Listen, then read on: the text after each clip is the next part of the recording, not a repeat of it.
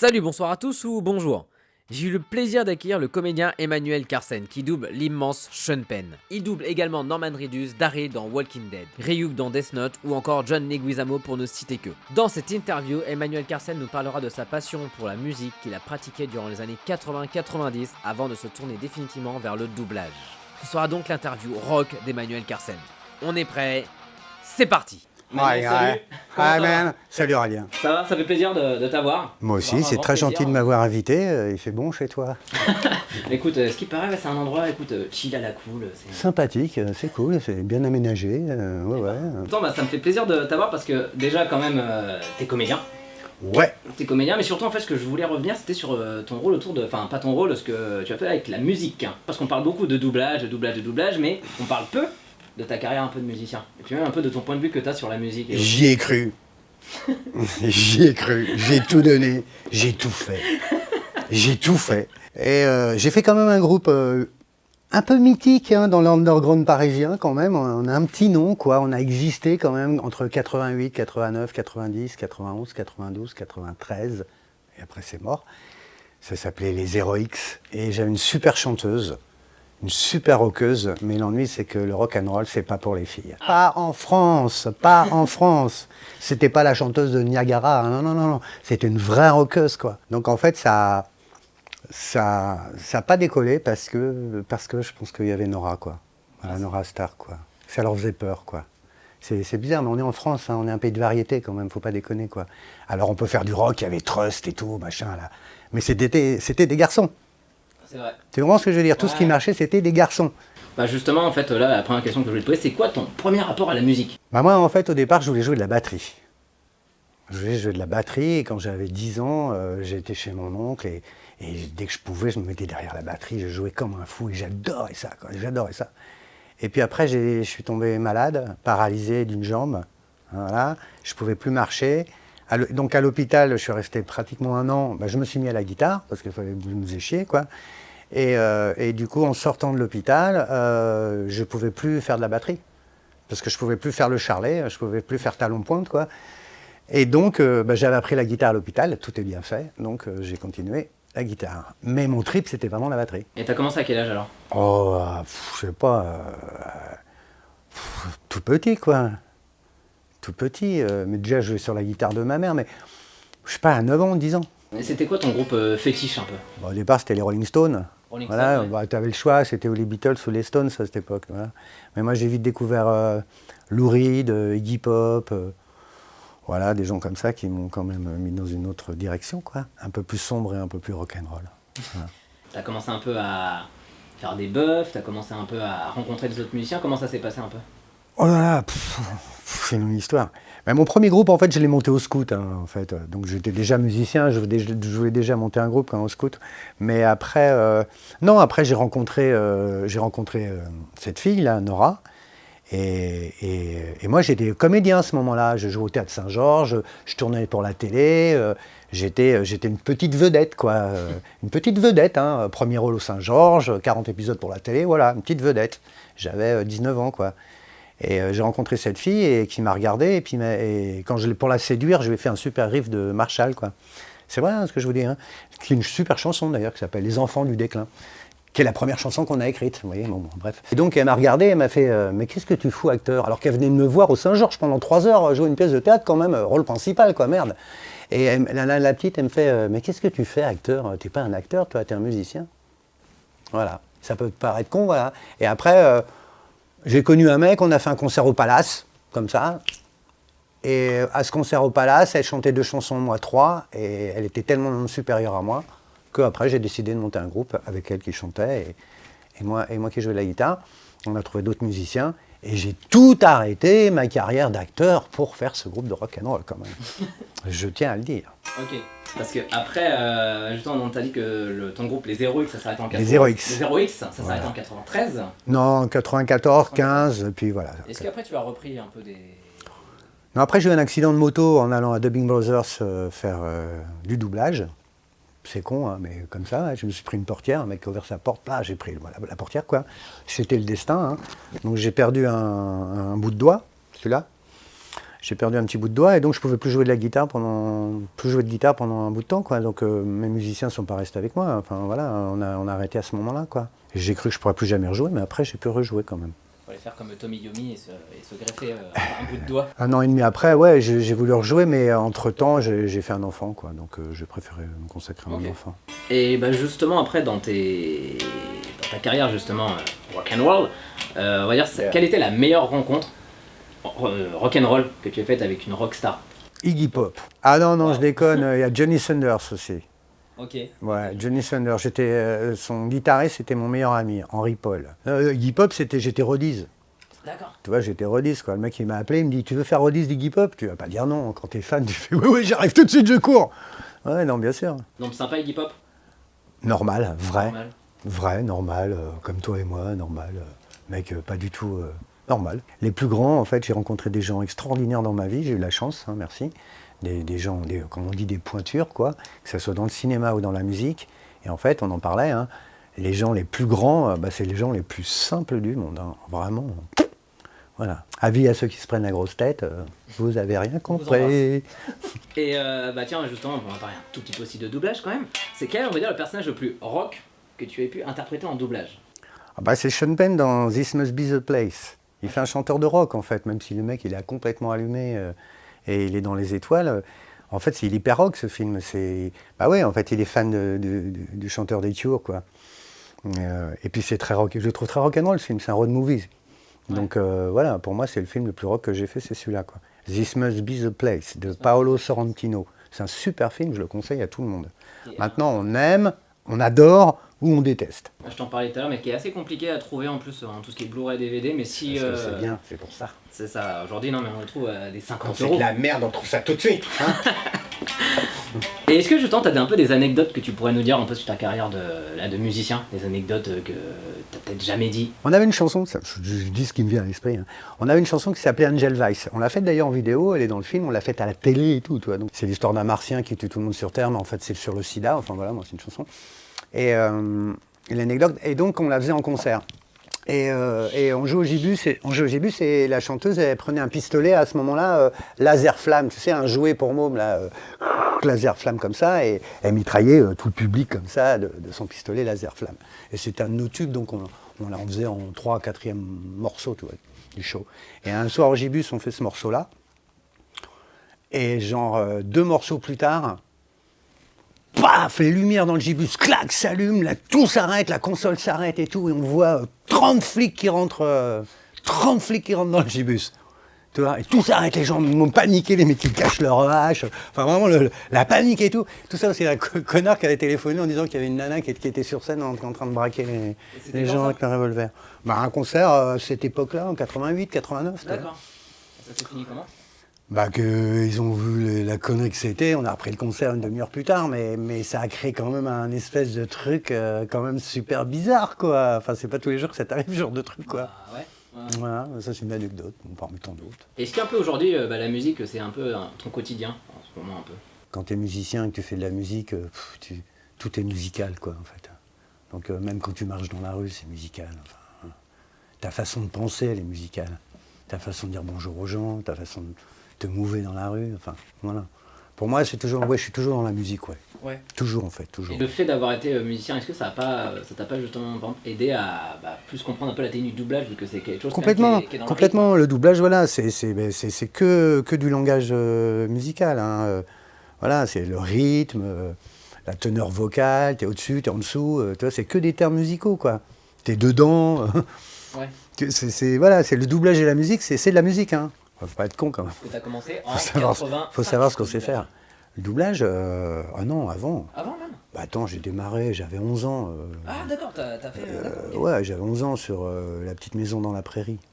D'accord, t'as fait La petite tu maison vois, dans la prairie? Ouais, quand j'avais 11 ans, j'ai démarré là-dessus, quoi. Le doublage, ouais.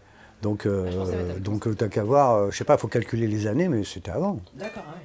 Oh, ouais. Je pensais que c'était en 85, mais non. Non, après j'ai arrêté. Après j'ai arrêté parce que j'étais gamin, quoi. Après j'ai arrêté, mais j'ai joué au théâtre et tout, moi, petit. Donc après j'ai joué à la Comédie Française, tout ça. Et je suis revenu au doublage plus tard. Ok. Avec Jean-Pierre Dorat, justement. Parce que j'avais tourné un film, moi, en tant qu'acteur. Et donc je connaissais déjà le doublage, puisque j'en avais déjà fait quand j'étais petit. Mais bon. Et là, le mec qui me dit, Jean-Pierre Dorat, enfin le monsieur, hein, c'est la classe, la grande classe, monsieur le directeur. Et à la fin de la post-synchro, moi j'étais acteur dans le film, il me dit vous voulez faire du doublage? Et je me suis retourné, j'ai dit vous êtes qui vous? Je me la pétais un peu quoi. C'est normal, je faisais du rock. Quand tu fais du rock, tu te la pètes quoi. Et j'ai dit vous êtes qui vous et tout. Et puis il m'a dit je suis Jean-Pierre Dorin. Et j'ai fait ah mais oui, j'ai entendu parler de vous et tout. Et donc c'est avec ce monsieur que j'ai fait vraiment du doublage. Johnny Depp, tout ça. Enfin tout ça. Gilbert Grape, c'était... Gilbert Grape, voilà, c'était lui. Et puis après j'ai fait Brad Pitt, Sean Penn. Enfin, Brad Pitt dans l'Armée des 12 singes. California avant. Et California aussi. T'as pas vu ce film California? Il fait un serial killer. Non, Pas grand monde, il n'y avait pas grand monde dans ce film. Brad Pitt, Juliette Lewis, David Duchovny et Michel Forbes. C'est un super film. Hein. Film des années 80. California avec un K et du sang, quoi. Ok. Un film de Dominique Sénat, je crois, un truc comme ça. Et là, je faisais Brad, quoi. Bon, j'étais un peu jeune et tout, mais il était jeune aussi, Brad, là, à ce moment. T'as fait Brad Pitt juste 2 fois parce qu'après il a été... Juste 2 fois, ouais. Deux fois. Et après, je l'ai plus refait, quoi. Et sur Fight Club, ils me l'ont pas filé. J'aurais dû faire Fight Club, hein, normalement. Ah, hein. c'est moi pas qui- Michael qui était déjà sur Fight Club. Non, c'est moi qui devais faire Fight Club, normalement, quoi.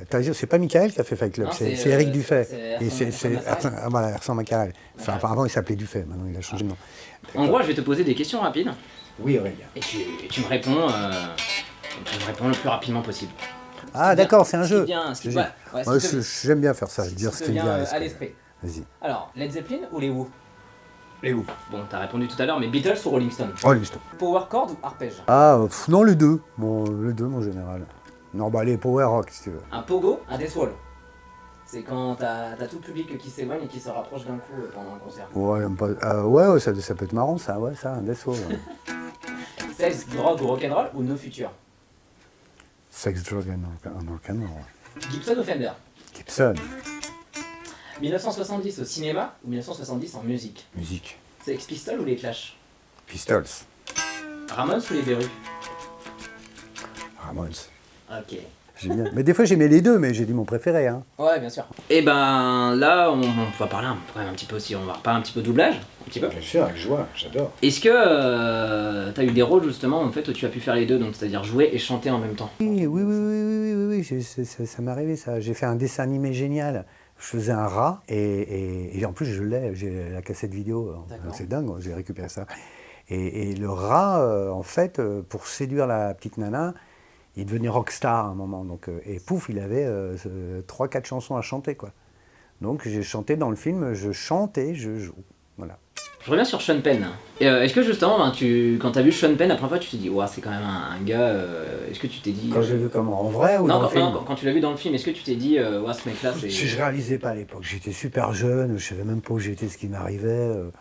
On m'a pris sur ce rôle-là, la dernière marche. Voilà, j'ai fait le boulot, j'étais jeune, quoi. Enfin, je veux dire, je contrôlais pas tout ça à ce moment-là. Ok. Donc non, j'ai pas vu l'impact du travail, j'ai pas vu l'impact de l'acteur, j'ai pas vu tout ça, non, pas du tout. J'ai fait ça comme on fera un autre boulot, quoi. Dans une autre interview aussi, tu disais qu'au moment de Mystic Rivers, l'enregistrement, tu t'étais cassé la voix. Horrible, une horreur.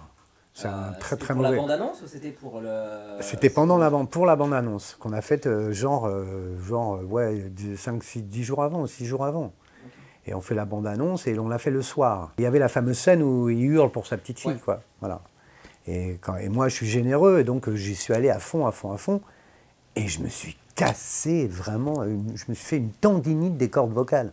Ok. Mais c'était la bande-annonce. Putain. Et le film, c'était 6 jours après, quoi. Et j'avais plus de voix. Et c'était horrible, quoi. Et j'ai demandé, on peut décaler le film? On m'a dit, non, on peut pas. La voiture de ma fille. C'est ma fille qui est là-dedans! C'est ma fille qui est là-dedans! Ah! Oh mon Dieu! C'est un super film, mais pour moi, c'est pas mon meilleur doublage. J'avais pas ma voix. C'est comme un musicien qui a pas ses doigts ou qui a le poignet foulé, quoi. Tu vois? Alors, ça a été dans le film, parce que comme il est super mal, il est mal, Penn, dans le film, tu vois. Ça l'a fait, le doublage, quand même. Parce que le petit filet de voix que j'ai, on croit que c'est lui qui est super pas bien, quoi. Ouais. Mais si tu écoutes bien, c'est pas mon filet de voix. Et j'ai récupéré ma voix est revenue qu'à la toute fin de cet enregistrement. Parce que c'était tourné dans l'ordre. Non, pas dans l'ordre, mais ma voix est revenue le dernier jour, quoi. Ok. Et le dernier jour, fallait refaire cette fameuse scène. Et donc là, je me suis répété la voix. C'est-à-dire, si on voit la Exactement. bande-annonce, là, c'est vraiment là, toi qui t'es Voilà, cassé la voix. là, je m'entends mes cordes vocales qui explosent. Ouais.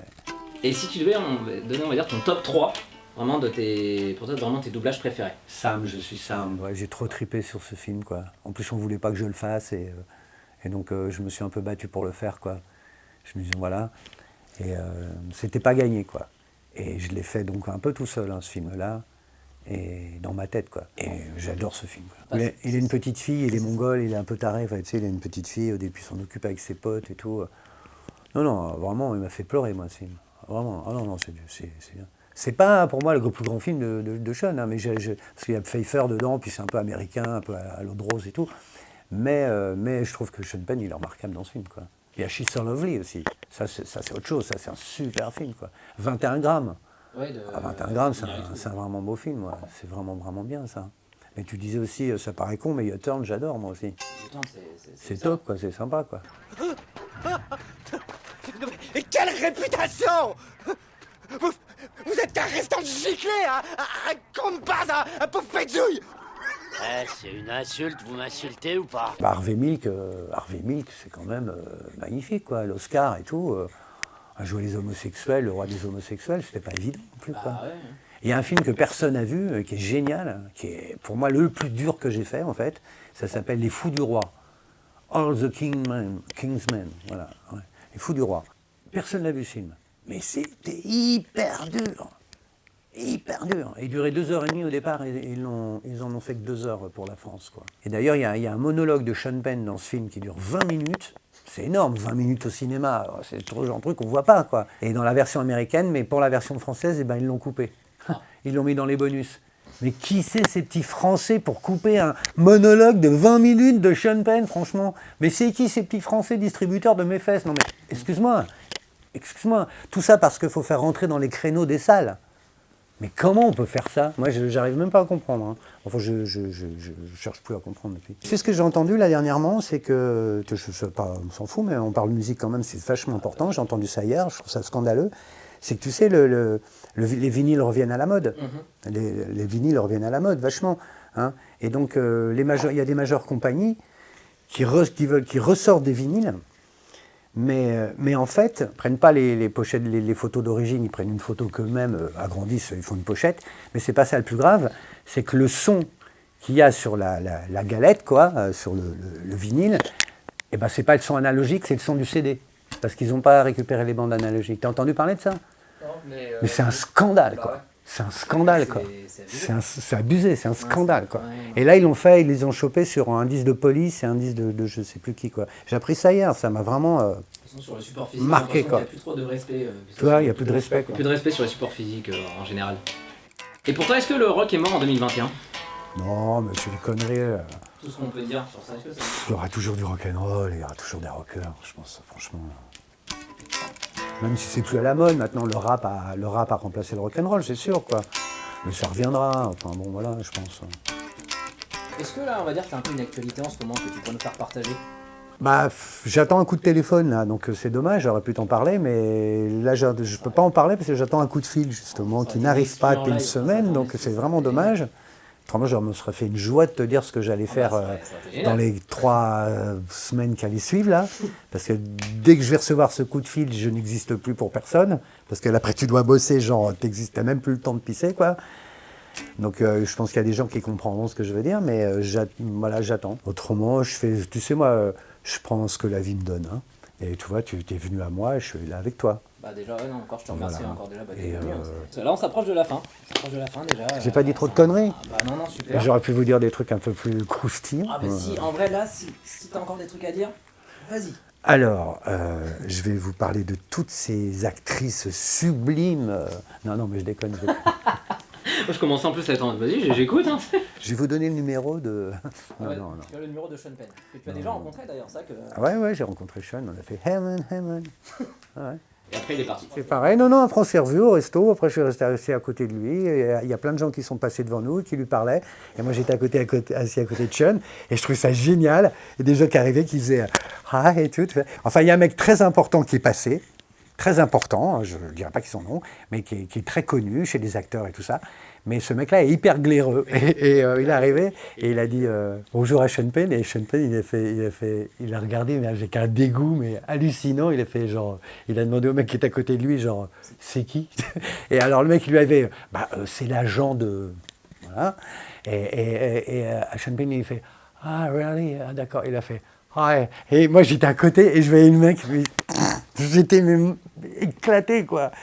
Et après, moi, au gars, je lui ai dit bonjour, bien sûr, parce que je le connais, il est très important. Ça m'éclatait de voir tous ces gens passer à côté de lui et lui faire des courbettes et d'être très classe et tout. Alors qu'en fait, Sean, il est hyper cool et il est hyper normal et tout, vois, et il me regardait, il me disait, t'as vu ça et tout, bah, voilà, tu comprends le truc, quoi.